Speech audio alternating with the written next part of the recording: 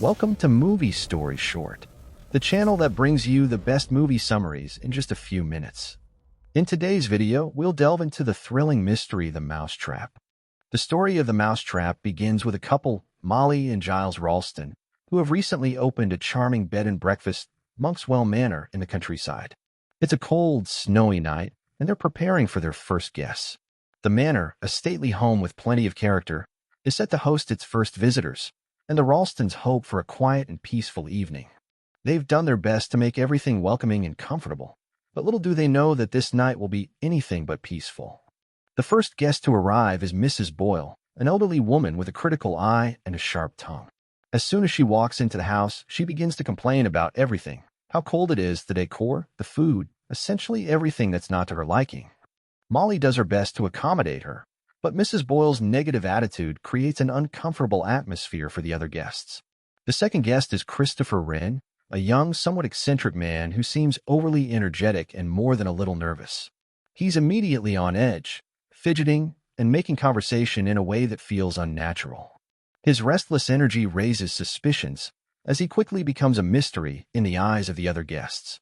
He claims he's staying at the manor because he likes the name Monkswell, but his reasons feel hollow to those around him. Next to arrive is Miss Casewell, a quiet and enigmatic young woman. She's somewhat aloof and keeps to herself, speaking only when absolutely necessary. Her mysterious demeanor doesn't sit well with the other guests, and she seems to have a distant air about her. The more the others try to get to know her, the more they realize there's something unusual about her, something she's not willing to share. The fourth guest is Major Metcalf, a retired Army officer with a composed and gentlemanly demeanor. His calm and collected nature seems to put the others at ease, but he's still a man of mystery. No one really knows much about his background, and there's a sense that his polished exterior hides more than a few secrets. The final guest to arrive is Mr. Paravicini, a middle-aged man who shows up unexpectedly, claiming that his car broke down on the snow-covered road. His sudden appearance causes further tension among the guests. He's a charismatic and charming figure, but something about him feels off. He's an enigma, and his reasons for being at Monkswell Manor seem less than convincing. As the evening unfolds, things take a dark turn. The news comes that a murder has been committed nearby. An elderly woman was found dead under suspicious circumstances. This news immediately casts a shadow over the manor, and the guests are advised to stay put. The snowstorm outside ensures that they can't leave, and with the murderer still on the loose, everyone is on edge. With the guests locked inside and the police nowhere to be seen, suspicion begins to grow among the group.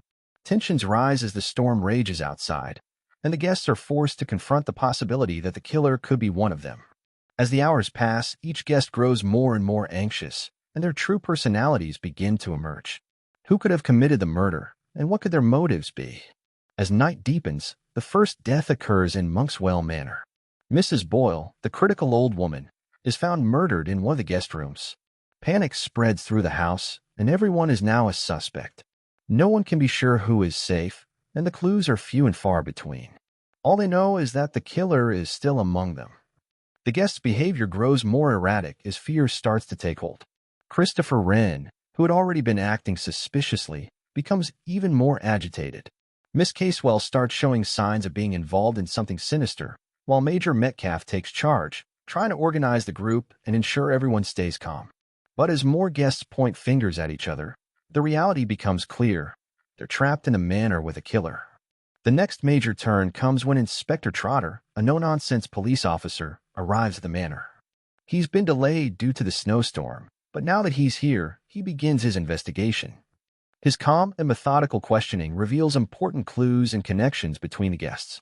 He's not swayed by panic or emotions. He's focused on finding the truth. Inspector Trotter starts to piece together the puzzle, asking pointed questions about each guest's background. As the investigation continues, several key revelations emerge.